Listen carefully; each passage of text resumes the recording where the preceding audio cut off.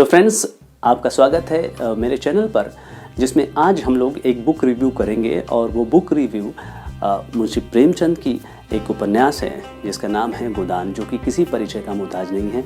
न ही मुंशी प्रेमचंद और न ही गोदान किसी भी परिचय का मोहताज नहीं है। फिर भी आज मैं अपने दृष्टिकोण से, अपने तरीके से मैं इस पुस्तक की समीक्षा करना चाहूँगा। गोदान हिंदी के कथा सम्राट मुंशी प्रेमचंद की एक अमूल्य धरोहर है भारतीय हिंदी साहित्य के लिए।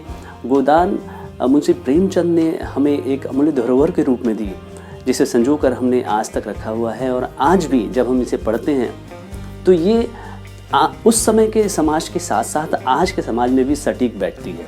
मुंशी प्रेमचंद, जिन्हें धनपत राय के नाम से भी जाना जाता था, वाराणसी में जन्मे और उन्होंने कई सारी कहानियाँ और कई सारे उपन्यासों के माध्यम से हमें झकझोरा है। तत्कालीन समाज को उन्होंने दिखाया है।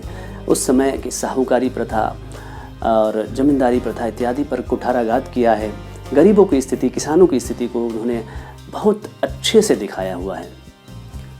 इस उपन्यास की जब हम लोग बात करते हैं, गोदान की जब हम लोग बात करते हैं, तो इस कहानी में एक ग्रामीण भारत की कहानी और एक शहरी भारत की कहानी दिखाई देती है।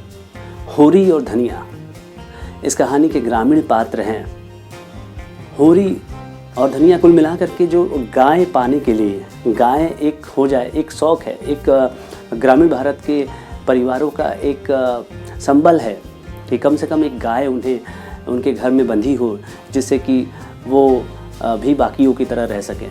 और उस गाय को पाने के लिए, उस गाय को कि यहाँ उनके घर पे गाय रहे, कई तरह के, तमाम प्रकार के, विभिन्न प्रकार के प्रयत्न होरी करता है।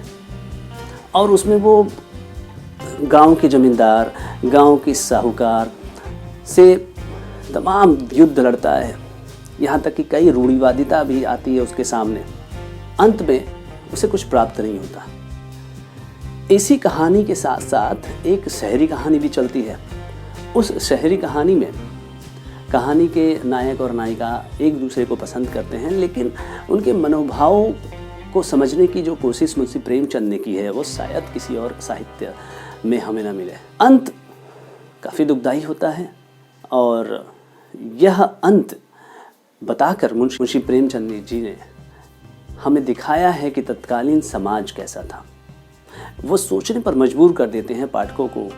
एक तरफ जमींदार, साहूकार जो शोषण कर रहे हैं, और दूसरी तरफ किसान वर्ग है, गरीब किसान वर्ग है, जो अपने लिए संघर्ष कर रहा है और एक छोटी चीज़ भी नहीं प्राप्त कर पाता।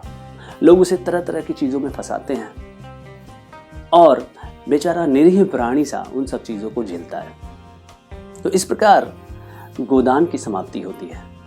ये उन पाठकों के लिए सर्वथा योग्य पुस्तक है जो एक अमूल्य चीज़ पढ़ना चाहते हैं और उसे संजो कर रखना चाहते हैं।